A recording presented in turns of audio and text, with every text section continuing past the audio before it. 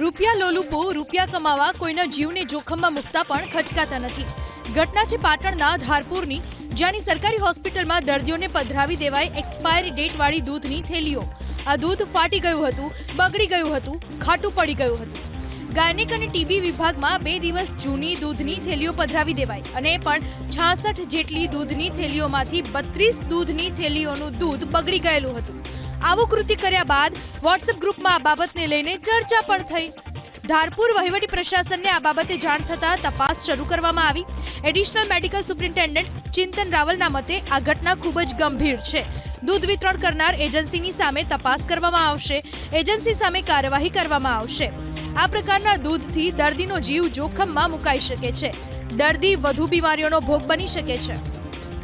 કે જે દૂધની થેલી આપી હતી એમાં એક્સપાયરી ડેટવાળી થેલીઓ આપવામાં આવી હતી, તો તે બાબત દર્દીઓએ અમારા ધ્યાને લાવતા અમે એ બાબતે તપાસ કરેલી છે। હા, અને ચોક્કસ આ ખૂબ જ ગંભીર બાબત છે, કારણ કે દર્દીઓ આપણા વોર્ડમાં દાખલ હોય છે જે ઓલરેડી કોઈ બીમારી સાથે દાખલ થતા હોય છે, અને એમાં જો કદાચ આવી શરત ચૂક થાય તો એનાથી ગંભીર એટલે દર્દીને મુશ્કેલી થઈ શકે છે। તો આ બાબત ગંભીર છે અને એ બાબતે ચોક્કસ હોસ્પિટલ દ્વારા તપાસ કરવામાં આવશે અને જે એજન્સી છે એની સામે પણ કડક કાર્યવાહી કરવામાં આવશે। પછી ડેટ ગયેલી હતી અને આજે 12 થઈ છે અને એના કારણે એમ કે આવી દૂધની થેલી અમે પીએ તો પછી અમારા બ્રેસ્ટનું ફીડિંગ મારા બાળક કરે, પછી એમ અમારા બ્રેસ્ટનું ફીડિંગમાં બાળક કરે તો નુકસાન તો બાળકને જ થવાનું હતું ને।